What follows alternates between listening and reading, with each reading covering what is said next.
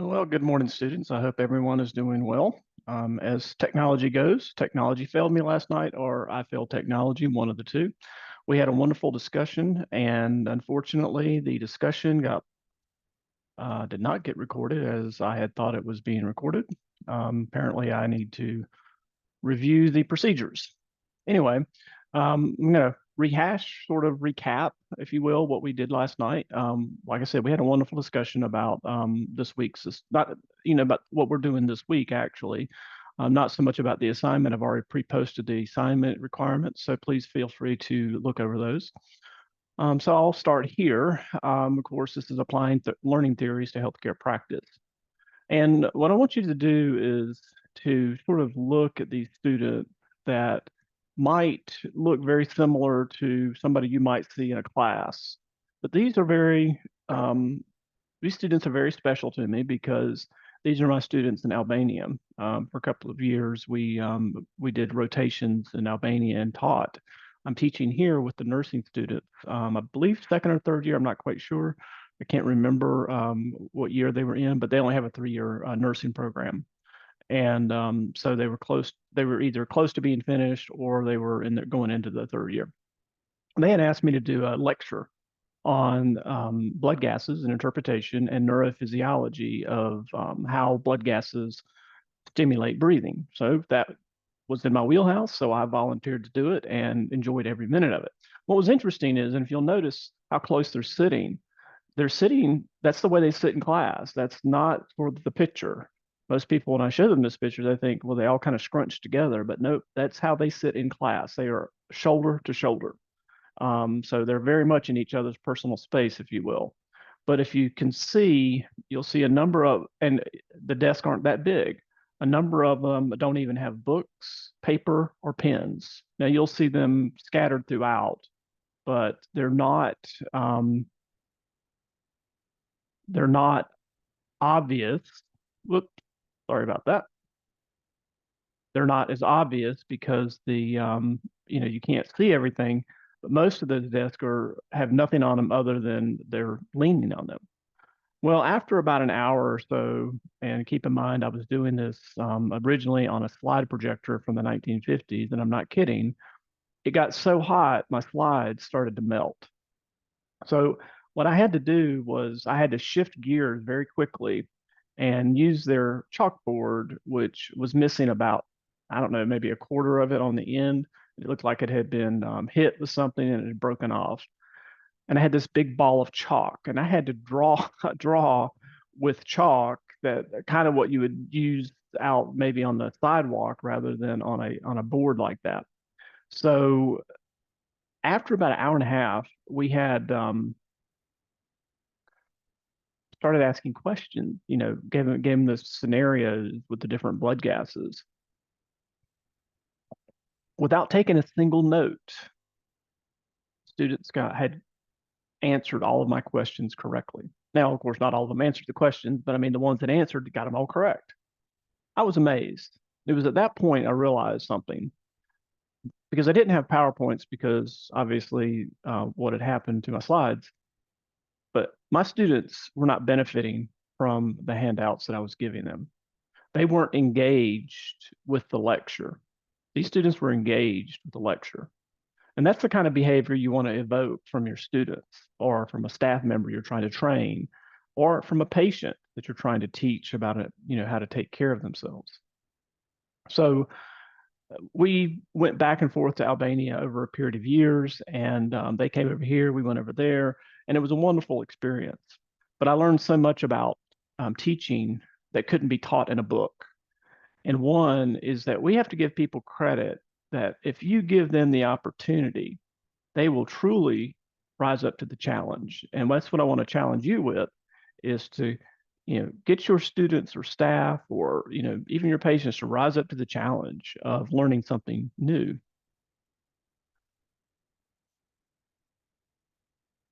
Okay, let's see. My clicker is not working. There we go. So remember, last week we finished up with think about your why and why did you start this program? Think about that when you're talking about a staff member. Think about it, when you're thinking about a patient, why are they there? What are they there to learn? We're striving for progress. We're not striving for perfection.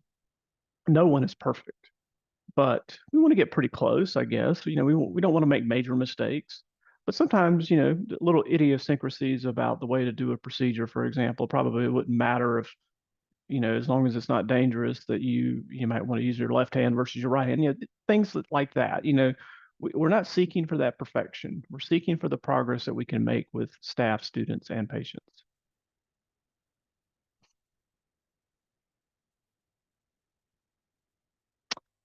Well, when I say you need to know your why, well, we need to know why we're here. Learning objectives do that. Learning objectives do two things, actually. They tell the audience why you're here, your objectives, and what you should expect, right? It's not the how, but it's the why and the what. Why are we here? What are we going to do? Hopefully, you read over the objectives. I'm not going to read them to you, but we're going to we're going to really look into some of the evolution, really, of education theory and some of the educational processes. We've already talked about the definition of learning, and the definition of learning is multifaceted. Hold on just a second. I got to close all my windows here. Is multifaceted. Learning is changing your behavior in response to previous experience. Learning is acquiring knowledge from experience. Learning is acquired knowledge or behavioral responses from experience. So this is sort of an evolutionary progression of learning definitions. So here we arrive at this definition. Learning is acquiring knowledge or behavioral responses from experience in which new neuronal connections are made. Now, the emphasis on the neuronal connections are really important because 50 years ago, making new neuronal connections would have not been thought possible for aging adults or for people who had brain damage, who had strokes. But now we know differently. fMRI studies have shown the capacity for learning that the human mind, the human being has. If you are a human being, you can learn whether it's implicit learning or explicit learning. Implicit learning would, of course, be your unconscious learning. Your explicit learning is I'm teaching you something new and you learn how to do it. But they're different types. We'll get in a minute.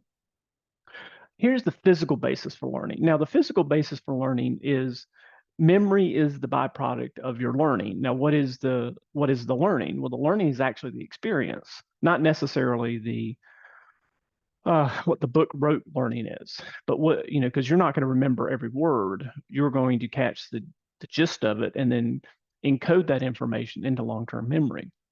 It's a record of stored learning. It's there for later use. So how do we get to those three things? How do we get the memory we needed for recall to the later use? Well, we can look at how the brain makes neuronal connections. For example, thoughts. But also, we have to look at the fact the brain has a degree of plasticity that we once didn't think would, beyond, childhood, because children have a wonderfully plastic brain, if you will. In other words, the plasticity of a child's brain is such that they can pick up new languages almost effortlessly. As adults, we have a difficult time doing that because, well, we're stuck in our ways, and we have learned English all of our lives. So making those new words is very difficult to change. Doesn't mean you can't. It just means you have to approach it slightly different. So the plasticity of the brain is extraordinary, and the brain can continue to grow neurons and neuronal connections. Sometimes it has to rewire things in the case where you have an event like a stroke. But the structures that are involved in memory, you've probably seen this before. You have your prefrontal cortex, amygdala, medial temporal lobe, hippocampus, and cerebellum. All of these things play a part because if you're talking about movement, talking about the cerebellum. If you're a kinesthetic learner, it's the movement that helps you learn. But you have to realize that, we also have the medial temporal lobes, where we're talking about the auditory connection in the prefrontal, where we are getting into the visual capacity of the brain. But the one I want to really focus on is the amygdala. The amygdala is the part that we tend to forget about, and the hippocampus, because actually the hippocampus is the responsible party in encoding long-term memory. However, the amygdala is one of the things that influences the information we bring in to our brain, and then how much we transfer into long-term memory. Stress, for example, and not stressed are, if you're not stressed or you are stressed, that's an emotional swing, correct? So if you have an emotion that are heightened emotions, negative emotions, very difficult to learn.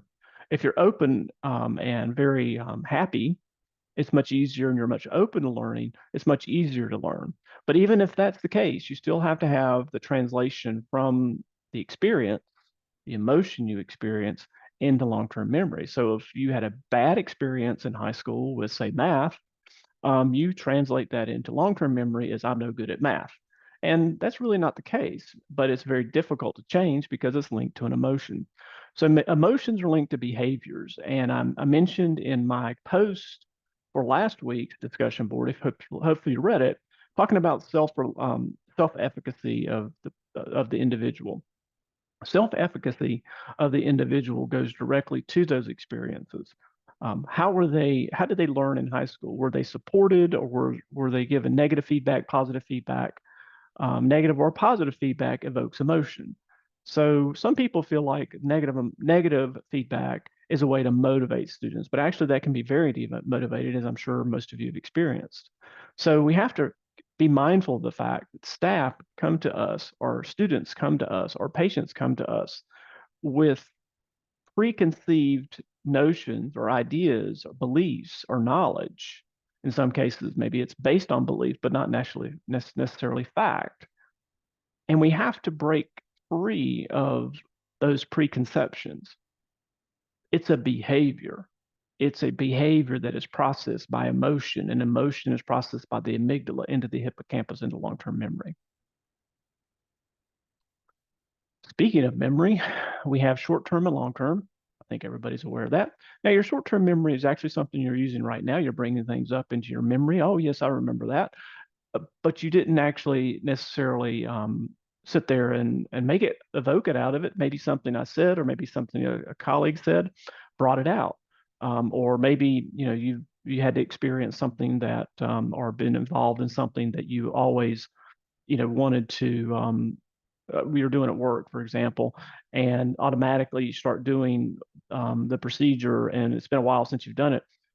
In other words, you're bringing out of long-term memory into short-term memory, so you can actually do the procedure. Maybe you have to go a little slower than you used to until you sort of get that kinesthetic groove going, if you will.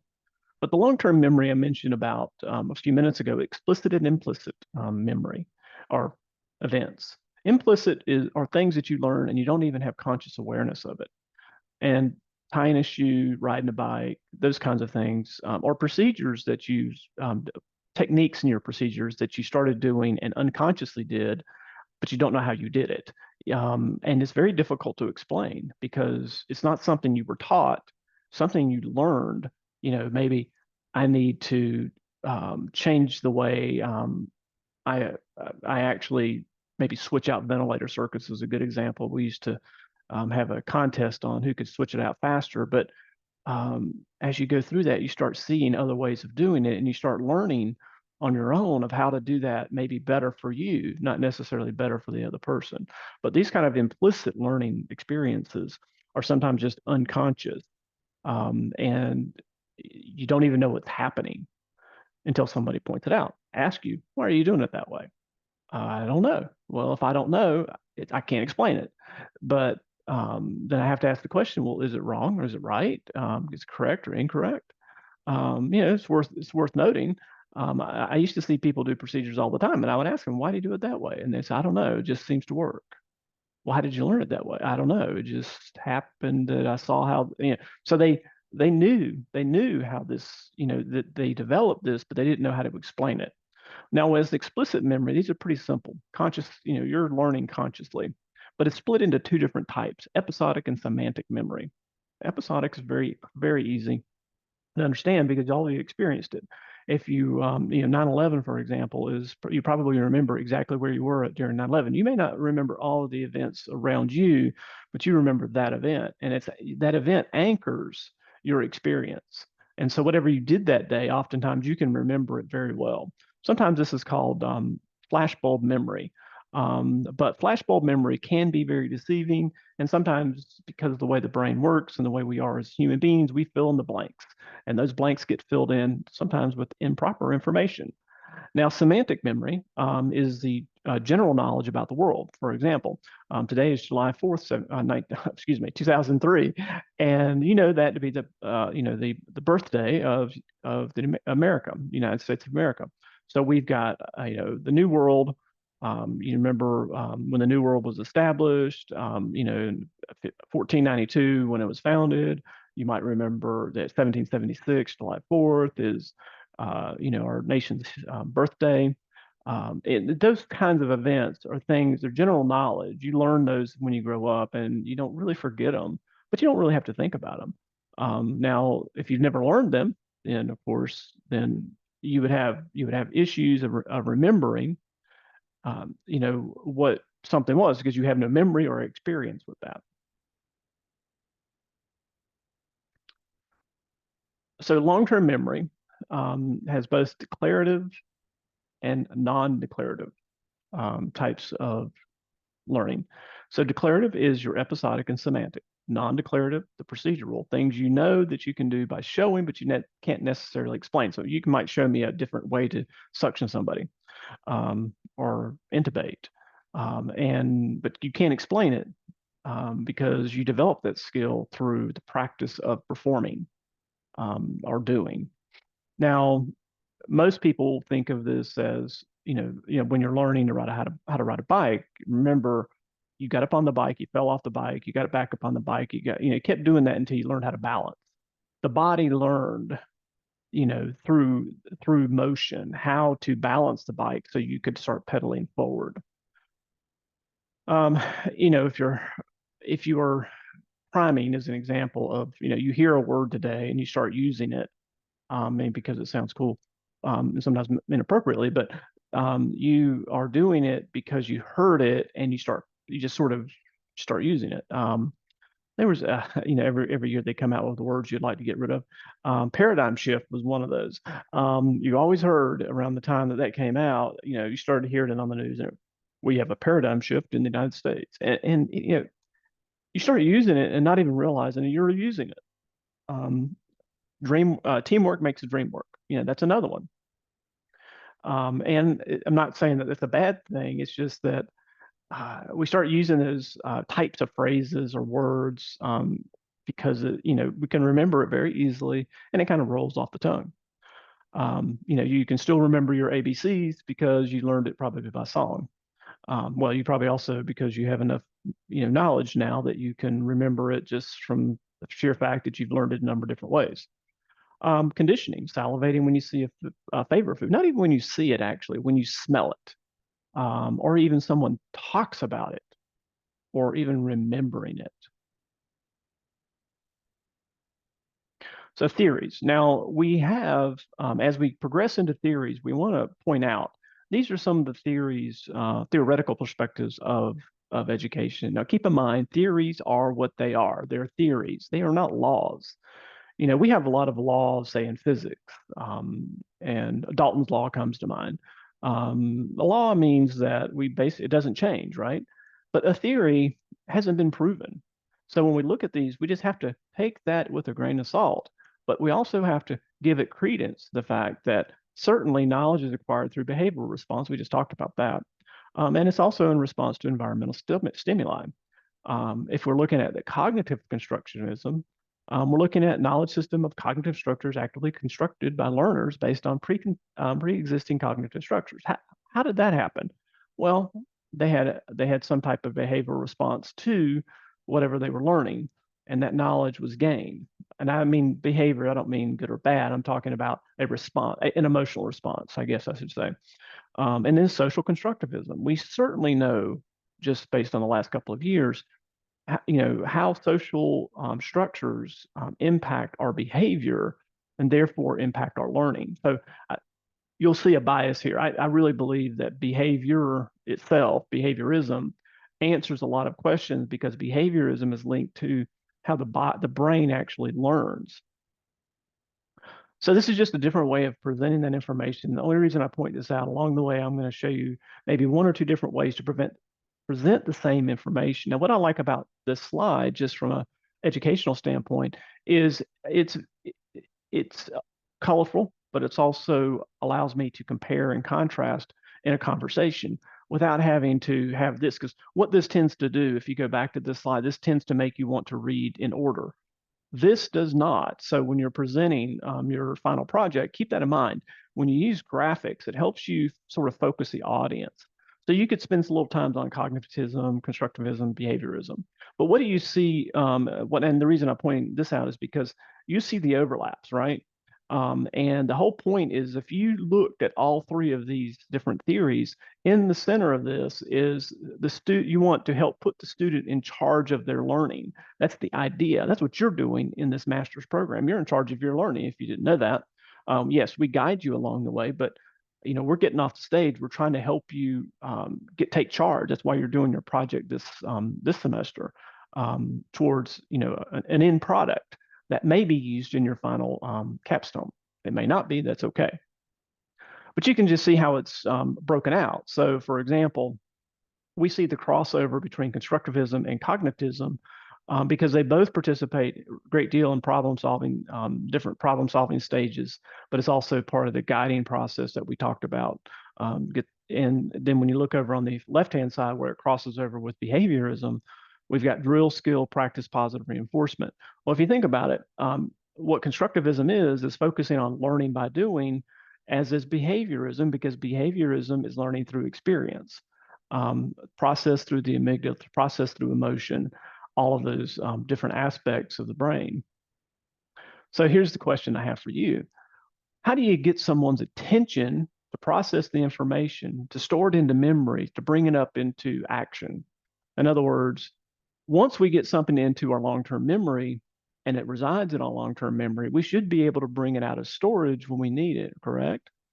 So the first step in the process of developing a course topic that you're doing is think about the attention you want to grab. What is your focus? What is your why? What is your what? Why are you there presenting, and what are you going to present? Well, how are you going to get my attention and your peers' attention?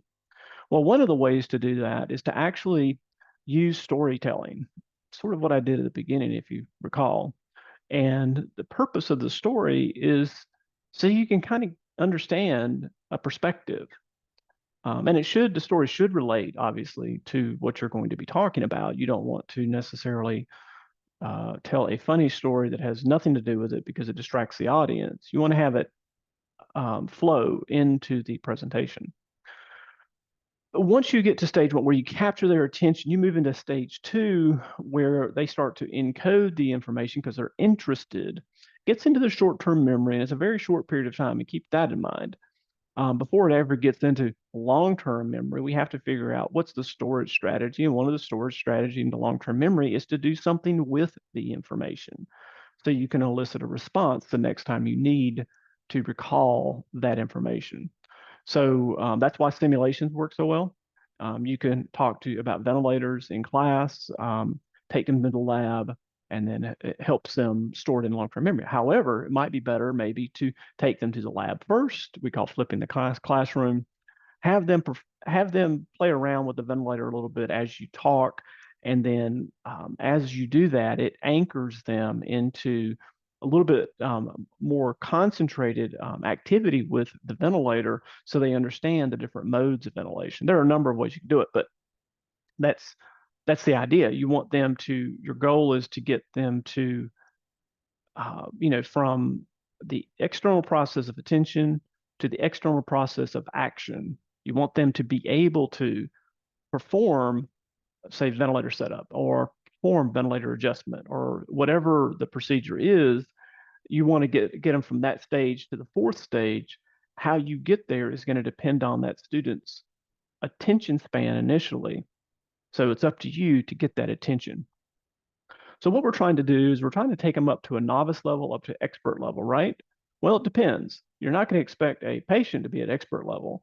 You want them at least to be competent about their disease state. You want them to be competent about how to, um, manage their disease. For a student, before they graduate, they should be at the point where they start to understand the actions in terms of long-range goals. In other words, they're able to make adjustments. Most of you all have more than 5 years experience in the field. So that puts you at proficiency or expert level, depending on, in some topics or some domains. And the reason for that, it takes about 10,000 hours of actual experience before you can sort of take it on your own and be very confident with it. Now, some people may be a little faster, some a little slower, but that's sort of a roundabout number, which is roughly 5 years of full-time work. Now, when you're learning in college, you might get up to the competent level, and certainly you could get to some of the proficiency levels, but not in all domains of our field. It takes years to develop the full proficiency in all procedures, and you still may have a stronger domain, say in ventilator management, than you do in diagnostic testing. But we all should be at least at the proficiency level in all procedures, right? This is just another way of looking at the same slide, right? And I'm not going to go over this slide. I just want to point out, you can see how busy this slide is and how much more difficult it is. Now, for you, it's very helpful because you can sort of see a little bit more detail here. Now, I want to point out that the novice requires explicit directions. That's a student. The expert has internalized standards. That's you. Now, because you have those internalized standards, would your approach to education be different from the expert than it would be the novice? And of course it would. You couldn't teach those two individuals in the same classroom and expect them both to get the same out of the information, unless it's entirely new information to all of them, right? Now, of course, we have a continuum here of proficiency and experts and competent people and beginners. Again, putting them all in the same room and expecting them all to get the same thing out of it is very difficult. I've been to conferences where you have a room full of experienced therapists, and you'll have a physician come up and they start to speak about COPD and explaining, what COPD is, defining what COPD is, and you're rolling your eyes in about the first 2 minutes going, why is he telling us this? We know what COPD is. Why doesn't he get to the gist of the information? Well, because there may be students in there. But so the students get it because they just had it, and it doesn't necessarily bother them. But for you, you want to get to the new stuff. And that's what makes it a challenge for, say, a conference. And it's not that it's a bad idea to have students at conferences, but you have to realize the majority of people at a conference are actually the experts and the proficient professionals. And so they need a little bit more, and you need to respect their level of training, which is sometimes what people don't really think about if you really sit back and review that. So again, this is a better approach, I think, to presenting a slide of the same information, maybe a little bit different. But, from a standpoint of, your study, this comes from your book. So this might be something that would be helpful for you just to maybe develop that slide. Then all right, so we did behaviorism, constructivism, or social constructivism, and cognitivism. Gestalt theory also comes into play. Now, Gestalt theory is the whole is greater than the sum of its parts. So in other words, learning is more than just invoking mechanical responses from learners. Now we're starting to get a little closer to that definition that we talked about at the beginning, right? Now, in Piaget's cognitive development theory, he goes through, what you should expect at different age groups. So this is helpful, but not as helpful as, say, some of the others, because in most cases, you're dealing with, in the majority of the people, 12 and older. Now, you might get into pediatric asthma training or, disease state management, but oftentimes you're training the family more than you are the child. But the children have a very good, capacity to learn. So you would have to adjust your, talk or discussion or plan, obviously with a child who's from, say greater than 5 years old. It's very difficult to do under 5. And then certainly between 7 and 12, you should be able to make a lot of headway. The principles are the same. The difference is how you gauge how you're going to approach it. So I think Paget's model comes into play to a lesser degree, if you're working with adults, but to a greater degree if you're working with children. Then there's the humanistic theory. Now, humanistic theory, was touted by Abraham Maslow, and you've probably heard of Maslow. But with his theory, and again, all of these theories have a particular contribution to learning. If you, based on his perspective, if you lacked food, lacked safety, and didn't have friends and family, your basic and psychological needs would probably not be met. And you have to ask, would that person be ready to learn? Would it affect their self-efficacy? Because if they're struggling just to put food on the table, if they are homeless and they have no family, they're more worried about survival. But once we get past that, most of the students that I have, now I've dealt with some that fall into those categories, but the majority of them fall into those esteem issues that we see. And I mentioned that again with self-efficacy posts that I did as a behavior or lack thereof, self-efficacy, because they're coming to school or they've graduated and they may have a feeling of accomplishment, or they're seeking the feeling of accomplishment, or they want to be accomplished. They want to keep up with their peers. And that esteem, that self-esteem, is very delicate. And we have to be aware that we need to, with graduates and students, we need to understand that what we do at the beginning can shape their career for a lifetime. And if we're not supportive and it's more negative, they had a bad experience, what are we doing? We're changing the emotions, we're changing their behavior. They have a bad experience, they translate that into, this is not the career that I want. And then they move out to go into another field. We eat our own, and we oftentimes eat our own because we don't understand the mindset of a new graduate or a new student. And you most certainly could do that with a patient. In other words, their goal is to feel safe and secure in what they need, to take care of themselves, because that's where we are along that lines when it comes to disease management. And we have to understand that these things can change. Self-actualization, which is sort of where I would put your state or station at this point. In other words, you've come to a master's program because you want to achieve your full potential. You want to create, you want to manage, you want to make a change in the profession. And I applaud you for that. But be aware that, things can change that can, upset the apple cart, if you will. And you need to be prepared and understand. And humanistic theory sort of helps us do that, helps us understand that we do need friends and we do need family. And if our ego gets hurt because somebody yells at us, we have to reevaluate that. And as a seasoned professional, you can do that much easier than a new graduate or a new student. So be aware of that next time you work with a new grad or a new student. They're not there yet. We've got them, they're seeking what you have. And just be prepared for how much more effective you can be if you just pay attention to that need.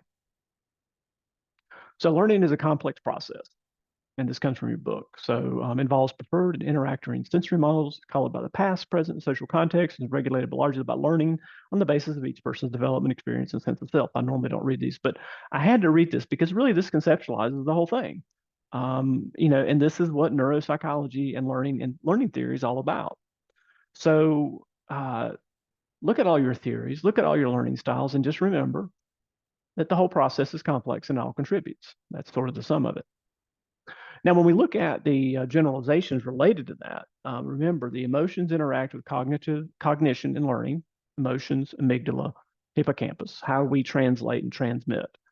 Neuropsychology, the biological mechanisms of forming new neurons, whether we have a good experience or a bad experience. And what you will find is, hey, Rafiq, Hello, hi, how are you, doctor? I'm doing fine. I'm re-recording the episode from last night, so let me just go ahead and get through this, okay? And I'll answer any questions you have. Sure. So when we look at the number of theories, such as that we just looked at, consider the fact that all of these play a part in actually what we're trying to accomplish. So don't exclude, but also don't heavily rely on any of the theories.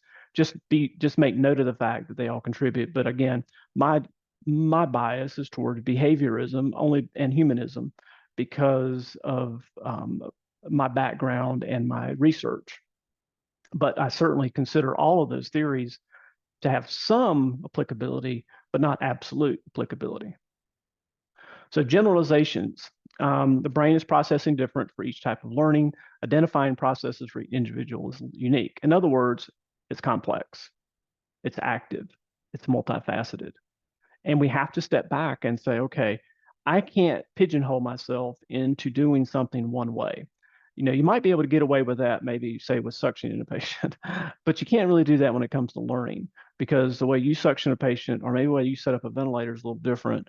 Although I can't think of too many different ways to set up a ventilator, the point is that some procedures have a little bit more leeway than others. But when it comes to learning concepts, it's active and multifaceted.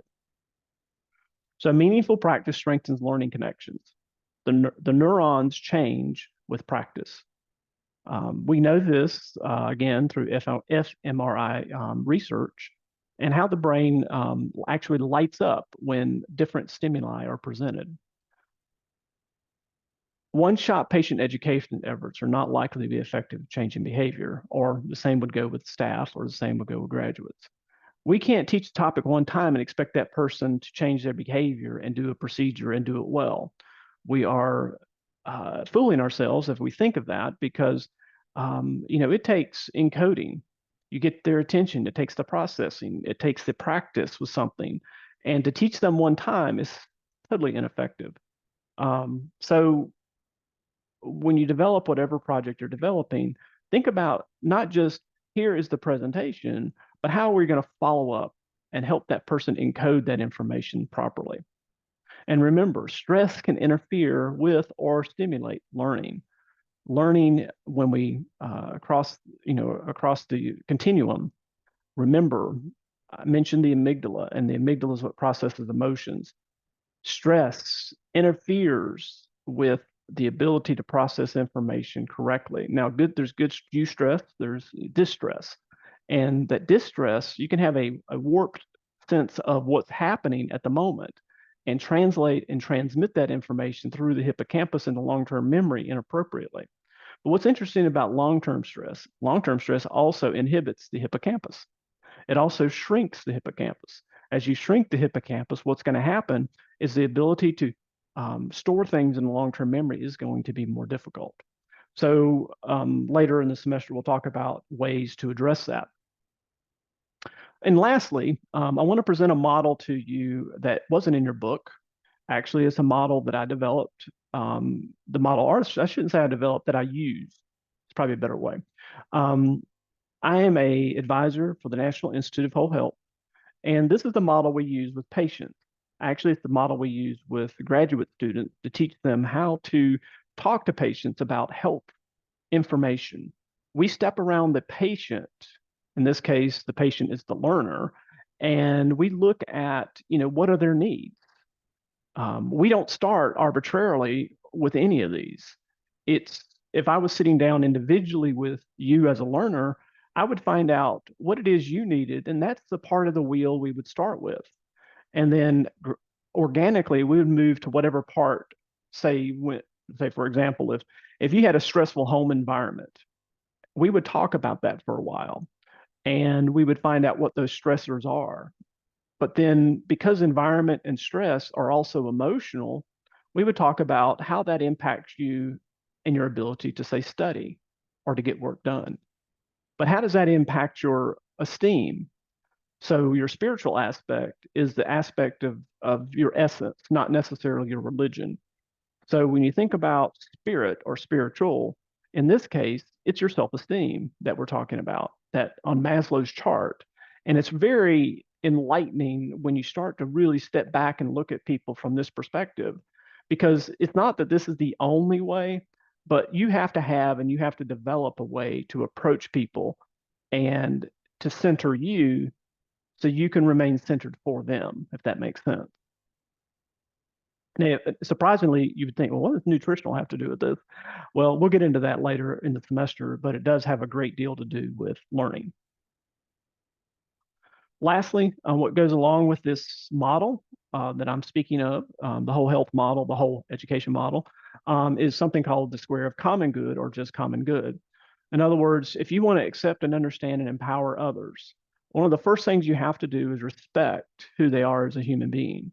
In other words, respect why they're there. What is their why? Not what is your why. Your why is to help teach them, but you have to understand their why. That requires respect, respect to listen, operate with integrity towards that individual to ensure that they get the education they deserve. And then, of course, show them compassion by understanding what they're going through, but also raising the expectation that they must achieve what the outcome is expected of them. Compassion isn't saying, well, you don't have to turn in this assignment. Compassion is, I understand what you're going through. How can I help you achieve this assignment? Because what we ultimately want, we want justice. In other words, we want to get what we deserve. And that's what justice is, right? Getting what we deserve out of what we put into it. Not being not being told that, well, you can't do that now, even though you've put all the effort in. Well, it's not just about effort, it's actually about the achievement of that goal. So if you've achieved the goal and at the end of this curriculum, you were told, I'm sorry, you can't graduate, you've done all your work, you made all your A's, but we're just not going to let you graduate. Now, that wouldn't be very just, obviously. But if you didn't put all the effort into it and, it got down to that point where you were going to graduate, is it just that you don't graduate, or should you go back and repeat something? So, I used to struggle with students that would have to drop out of our program. Um, so what we would do with them, and I say that they had to drop out for various different reasons, not necessarily academics. And so we would look at their transcript. And before they left, we would make sure they understood that even though they wouldn't be able to graduate from our program, that they could graduate from the college with a general education degree, and then they could come back later. And we converted so many dropouts to general education degrees, so they would walk away with some achievement. So it was a win-win, in my opinion. And they would come back and maybe they wouldn't go into respiratory, but they would go into something else. And I think that's important to think about. All right, thank you. I appreciate your time. And I'm going to stop sharing here and I'm going to answer a few questions. And hold on just a second.